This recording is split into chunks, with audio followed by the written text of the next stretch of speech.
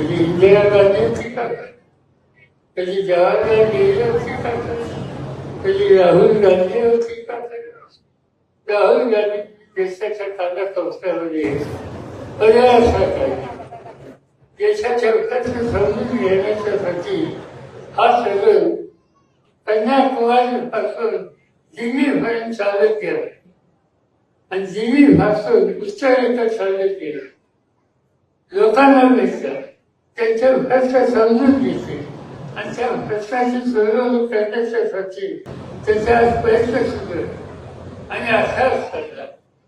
त्याचा टीकाची माहिती त्याची टीकार्थी महाराष्ट्र संस्थेचं बाळासाहेब साठ्यांनी संघटना उभी केली स्वराज्य माणसाच्या हिताची धडपड करण्यासाठी.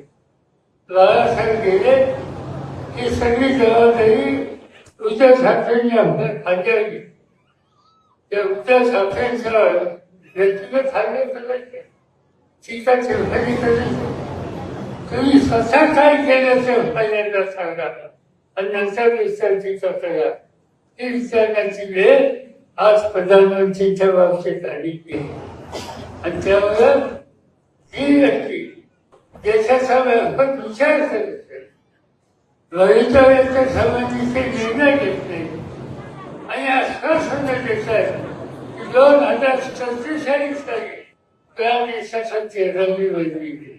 आगामी 24 सालमध्ये 47 म्हणजे आणखी किती होते, किती लोक जगणार, किती लोक राहणार माहिती. आणि म्हणून आश्चर्य करते तुमच्या हिताची दखल करण्यासाठी जाणीवपूर्वक प्रयत्न करत नाही.